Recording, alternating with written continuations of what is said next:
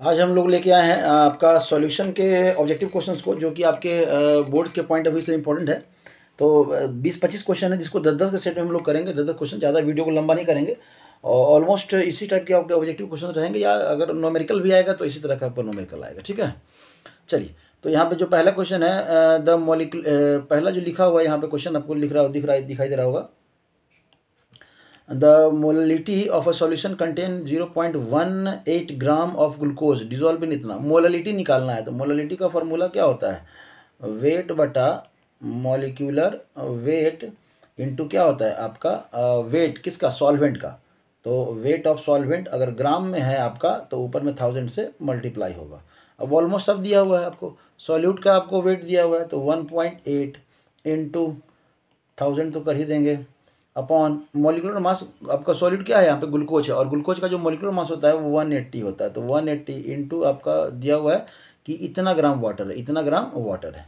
तो ये कट गया आपका 4 बार में, और यहाँ से अगर एक करेंगे तो 1 0 आपका फिर से नीचे आएगा, और ये आपका कट गया कितना बार में? 10 बार में। मतलब ये हो गया आपका 0.04 4 ऊपर में बचेगा और नीचे में 100 है। तो ये आपका इतना आपका क्या कर सकते हैं? केजी पर मोल। इतना क्या हो गया? केजी पर मोल, केजी पर मोल नहीं, मोल पर केजी। ठीक है, मोल पर केजी, मोलालिटी का आपका जो ये है। ठीक है, आंसर आपको दिया हुआ है यहाँ पे, ये डी हो जाएगा। सेकंड क्वेश्चन है, which of the following statement term आज इंडिपेंडेंट ऑफ टेम्परेचर। देखिए, टेम्परेचर से कौन इंडिपेंडेंट है? तो हमें पता है कि जो मोलारिटी है ना वो टेम्परेचर डिपेंडेंट है, तो ये तो नहीं होगा, तो ये कट गया। तो आपका देखिएगा मोलालिटी ये है, तो ऑप्शन क्या हो जाएगा आपका? ये सी, ए एंड सी दोनों, बोथ ए एंड सी। तब अगर हम लोग थर्ड क्वेश्चन पे आते हैं यहाँ पे, तो आपको लिखा हुआ है स्टोमिक एसिड जो हमारे स्टोमिक एलिमेंट्री कैनाल की बात हो रहा है। A dilute solution of HCl can be neutralized by reaction with aluminium hydroxide। Aluminium hydroxide के साथ रिएक्शन कर रहा है, तो वो न्यूट्रलाइज हो जा रहा है। ठीक है, न्यूट्रलाइज हो जा रहा है। How many millilitre of 0.1 MAlOH का whole thrice solution we needed to neutralise 21 ml।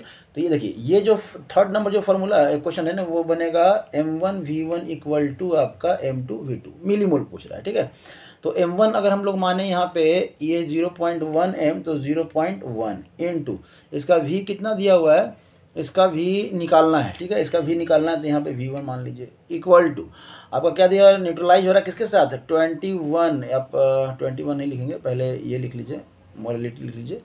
M कितना है आपका? 0.1 दिया हुआ इंटू आपका 21। एक बात खाली ध्यान रखिएगा कि यहाँ पे HCl है, यहाँ पे HCl है, कोई दिक्कत नहीं, लेकिन यहाँ पे क्या है आपका AL, आपका AlOH का होल थ्राइस। ठीक है, जब इसको आप ब्रेक करेंगे ना, तो ये कितना मोल निकलेगा? 3 मोल। 3 मोल मतलब इसका जो आपका चार्ज हो जाएगा एल्युमिनियम पे, वो कितना हो जाएगा? +3। और यहाँ पे जो चार्ज था आपका क्लोरीन पे चाहे हाइड्रोजन पे, वो कितना था? प्लस। तो कितने से ज़्यादा हो गया? 3 गुना हो गया। तो यहाँ पे 3 से जो है ना मल्टीप्लाई कर दीजिएगा, एल्युमिनियम के साइड में 3 से मल्टीप्लाई कर दीजिएगा। ठीक है, क्योंकि हम ये इसलिए ऐसा कह रहे हैं क्योंकि नॉर्मेलिटी आपके सिलेबस में नहीं है, आपके बुक में आपको पढ़ना भी नहीं है, ना कंपटीशन में अब पूछने जा रहा है ये नॉर्मेलिटी का क्वेश्चन। तो चूंकि नॉर्मेलिटी से जो है ना आपको दिया हुआ, तो ये क्वेश्चन आपको दे सकता है। तो आपको ध्यान रखना है कि जब भी इस तरह का क्वेश्चन रहे ना, तो हम लोग वहाँ पे ग्राम इक्विवेलेंट से बनाते थे, चूंकि अब नॉर्मेलिटी तो पढ़ना है नहीं, तो इस तरह कर लेंगे तो भी आपका काम चल जाएगा। ठीक है, तो आपका मतलब ऑक्सीजन नंबर से दोनों साइड क्या कर देंगे? मल्टीप्लाई कर देंगे। तो हाइड्रोजन का ऑक्सीजन नंबर कितना है? 1 है, तो लीजिए वहाँ पे 1 से मल्टीप्लाई करेंगे तो खास फर्क पड़ेगा नहीं। तो यहाँ से अगर V1 का है, तो ये जो है ना, देखिए यहाँ से ये 0.1 है, 0.1 कट गया, ये 3 7 जा कट गया, तो जो V1 वो आया कितना आया? 7 मिली मोल। तो ऑलमोस्ट 7 आपका आंसर यहाँ पे दिया हुआ है। ठीक है, चलिए। तो नेक्स्ट जो है आपका क्वेश्चन यहाँ पे दिख रहा होगा कि पार्शियल प्रेशर ऑफ नाइट्रोजन का जो है ना आपको पार्शियल प्रेशर निकालना है। ठीक है, नाइट्रोजन का पार्शियल प्रेशर निकालना है, और आपको यहाँ पे दिख रहा है कि कितना दिया हुआ है? 0.7। तो आपका है कहेंगे कि अगर पार्शियल प्रेशर की हम लोग बात करें, तो पार्शियल प्रेशर हमारा दिया हुआ है 0.76। ठीक है, हेनरीज कांस्टेंट मतलब KH का वैल्यू दिया हुआ है आपका 7.6 इंटू 10⁻⁴ आपका 4 दिया हुआ है। ठीक है, एट इतना ATM एट 300 केल्विन पे दिया हुआ है, कोई बात नहीं है। टेम्परेचर देख लेते हैं। What is the mole fraction, mole fraction आपको पूछ रहा है, ठीक है, मोल फ्रैक्शन क्या है आपको पूछ रहा है। तो हेनरीज क्वेश्चन का अगर देखेंगे तो पार्शियल प्रेशर जो है वो इक्वल होता है के एच इंटू क्या होता है मोल फ्रैक्शन के, के एच इंटू मोल फ्रैक्शन, इस तरह से लिखते हैं ईटा। तो यहाँ से अगर मोल फ्रैक्शन की बात करें तो कितना हो जाएगा पार्शियल प्रेशर बटा कितना हो जाएगा आपका के एच। तो ये वैल्यू दिया हुआ है आपका 0.76 अपॉन कितना हो जाएगा 7.6 इंटू 10⁴। तो यहाँ से अगर हम लोग हटाना चाहें तो यहाँ से एक जीरो हटेगा और यहाँ से 2 जीरो नीचे आएगा और 1 जीरो ऊपर जाएगा। तो 1 जीरो ऊपर कर दीजिए और 2 जीरो के यहाँ नीचे कर दीजिए, ठीक है। तो और यहाँ पे ऑलरेडी 4 है तो एक तो कट गया, तो क्या बचेगा मतलब 1/10⁵। तो यहाँ पे कह सकते हैं 10⁻⁻5। तो मोल फ्रैक्शन जो आ जाएगा 10⁻⁻5, ये आपका डी ऑप्शन, ठीक है। चलिए तब अगर हम लोग नेक्स्ट की बात करें, थोड़ा ध्यान रखिएगा नेक्स्ट क्वेश्चन पे, तो थोड़ा आपको ये करेगा, यहाँ पे इसको मिटा लेते हैं। चलिए नेक्स्ट क्वेश्चन जो है आपका दिया हुआ है Heinrich constant for the solubility of nitrogen gas. Heinrich constant दिया हुआ है तो के एच का वैल्यू दिया हुआ है, हम सब लोग मिटा लेते हैं, थोड़ा सा क्वेश्चन जो है ना आपका जाएगा ये, ठीक है। हेनरिच कांस्टेंट का वैल्यू दिया हुआ है, के एच दिया हुआ है आपका कितना ये 8 इंटू 10⁴ ATM।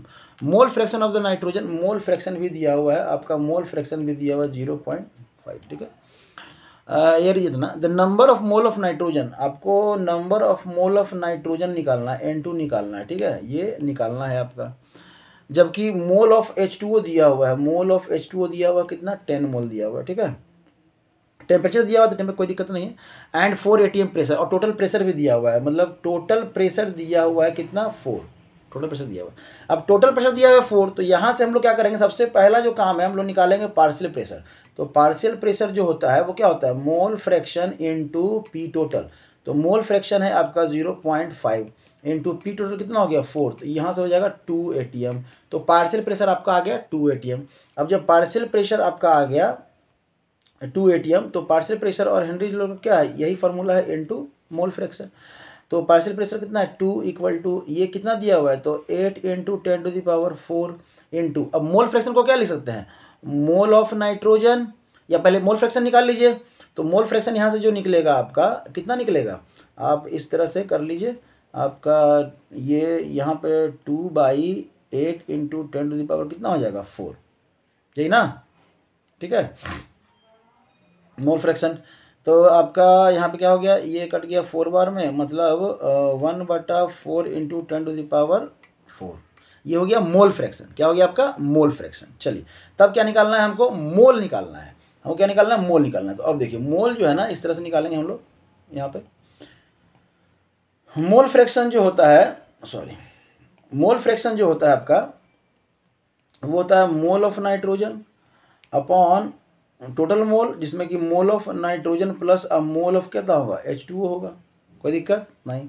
अब मोल फ्रैक्शन कितना आया वैल्यू हमारा 1/4 इंटू 10⁴ इज इक्वल टू, ये कितना हो जाएगा, इसको n मानिए, ये भी कितना हो जाएगा n, और प्लस ये 10 दिया हुआ है, ये ऑलरेडी आपको क्या है 10 यहाँ पे दिया हुआ है, ठीक है। तो अब इसको अगर क्रॉस मल्टीप्लाई करें तो ये इधर जाएगा, ये इधर जाएगा, तो आपका n + 10 इज इक्वल टू हो जाएगा, ये अगर मल्टीप्लाई कर दें इतना n। अब यहाँ से क्या है ना 10 इज इक्वल टू, इसको इधर आके माइनस कर दीजिए, तो ये 3999 n, ठीक है। तो ये n इज इक्वल टू कितना हो जाएगा आपका, अगर n इज इक्वल टू की हम लोग बात करें तो कितना हो जाएगा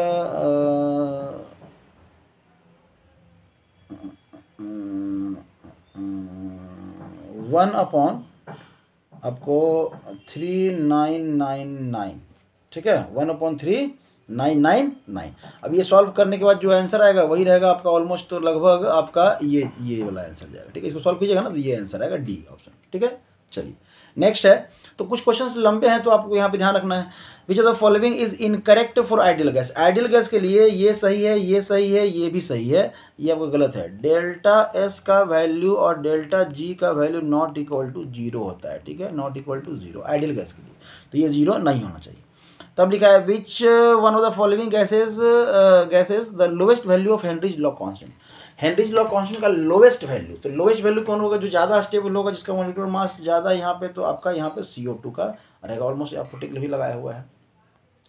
तब है यहाँ पे अगर नेक्स्ट करें कि एक सॉल्यूशन है जिसमें P1 P2 are the vapour pressure of the pure liquid component 1 and 2। एक कंपोनेंट है 1 है, एक कंपोनेंट 2 है, इसका प्रेशर कितना है P1 है, इसका प्रेशर कितना है P2 है respectively of an ideal binary solution. If x1 represent the mole fraction of 1 and the total x1 जो है ना mole fraction of 1, तो इसका mole fraction of 1 इसका हमको कर रहा है। The total pressure of the solution form by 1 and 2, तो इसका x2 मान लीजिए कि इसका x2 होगा, ठीक है, लेकिन दिया नहीं है तो हम मान लेते हैं x2, बाद में हम लोग x2 को रिप्लेस कर सकते हैं। तो टोटल प्रेशर निकाल रहा है, तो किसी भी सॉल्यूशन का जो टोटल प्रेशर होगा वो उनके पार्शियल प्रेशर के सम के बराबर होगा। तो P1 प्लस आपका P2। अब पार्शियल प्रेशर क्या होता है, तो mole fraction into total pressure. तो मोल फ्रैक्शन आप कह सकते हैं कि पार्शियल प्रेशर आपका mole fraction into total pressure, तो P1 x1 प्लस आपका P2 x2। अब यहाँ पे चूंकि x2 तो क्वेश्चन में दिया नहीं है, सिर्फ x1 दिया हुआ है, तो x2 के बदले में हम लोग क्या लिख सकते हैं, P1 x1 प्लस P2, और x2 के बदले में 1 माइनस x1 लिख सकते हैं ना, मोल फ्रैक्शन है, दो कंपोनेंट है, तो x1 plus x2 equal to कितना हो जाएगा 1। दो किसी भी अगर कोई मिक्सचर दो कंपोनेंट से मिलकर बनाए तो एक का जो मोल फ्रैक्शन होगा उसको 1 में से माइनस कर दिए, या कह सकते हैं दोनों के मोल फ्रैक्शन का सम कितना होता है 1। ये ऑलमोस्ट हम लोग कर चुके हैं डिटेल में। तो अब यहाँ पे आ जाएगा P1 x1 प्लस आपका P2 माइनस P2 x1। अब ये x1 वाले को एक साथ ले आइए, तो यहाँ पे हो जाएगा आपका x1 अगर कॉमन ले लें तो ये P1 माइनस P2 प्लस क्या हो जाएगा P2। तो P1 minus P2, P1 minus P2 कहाँ गया, हाँ ये D, P1 minus P2 x1, यहाँ पे x1 है और यहाँ पे क्या है आपका P2, नहीं P1 minus P2 total pressure जो है ना यहाँ पे क्या हो जाएगा ये 1, ठीक है, आइडियल सॉल्यूशन। यहाँ पे ऑप्शन में कुछ है ना गड़बड़ी लग रहा है यहाँ पे, ठीक है, ये आपको ऑप्शन देख लेना है यहाँ पे कि x2 के टर्म में नहीं, यहाँ x1 के टर्म में होगा, x1 के टर्म में होगा, यहाँ पे क्या होगा x1 होगा, और यहाँ पे क्या हो जाएगा अगर P2 हो जाएगा तो इस तरह से। तो यही है आपका यहाँ पे इस तरह से जो है ना आपका ये बनेगा, ऑलमोस्ट हम लोग जानते ही हैं, इसको यहाँ पे देख लेना है यहाँ पे। तब है osmotic pressure of the solution is given in the relation. Osmotic pressure का रिलेशन क्या होता है, तो हमको पता है कि पाई इक्वल टू CRT होता है। अब C तो किसी टर्म में नजर ही नहीं आ रहा है, तो क्या करेंगे, C के बदले में हम लोग लिख देंगे N/VRT। क्यों, मोलरिटी होता है ना, मोलरिटी कंसंट्रेशन टर्म, मोलरिटी मोल अपन वॉल्यूम। तो यहाँ पे पाई N, अब देखिए V और N यहाँ पे नजर आ रहा है, N यहाँ पे नजर आ रहा है, तो ये तो नहीं होगा, ये नहीं होगा क्योंकि वॉल्यूम नहीं है। अब वॉल्यूम इसमें है तो इसको क्या लिख दिया है, इस तरह से लिख दिया है pi into V equal to NRT। तो ये जो ऑप्शन बी हो जाएगा वो क्या हो जाएगा आपका सही हो जाएगा, ठीक है। Which of the following, next जो क्वेश्चन है, which of the following binary liquid mixture exhibits positive deviation from Rawls law. Rawls law के साथ पॉजिटिव, ये याद करने वाला क्वेश्चन है, ये 3 4 5 एग्जाम्पल है आपके बुक में, इसको कि याद कर लीजिएगा ना, तो ये आपके कंपटीशन में भी बहुत बार पूछा गया है, तो यहीं से ये रहता है, ठीक है। तो 10 क्वेश्चन हम लोग कर चुके, आज के सेशन में हम लोग कर लिए हैं। अगला 10 क्वेश्चन के लिए हम लोग है ना नेक्स्ट सेशन में बने रही वीडियो के साथ मिलेंगे वहाँ पे। तब तक जो जो क्वेश्चन किए हैं उस पोर्शन को जाके एक बार फिर से रिवाइज कीजिए, फॉर्मूला क्या तैयारी कीजिए। लास्ट के समय में अब टाइम आ गया कि जब आप लोग फॉर्मूले पे वर्क करें, ठीक है। Thank you.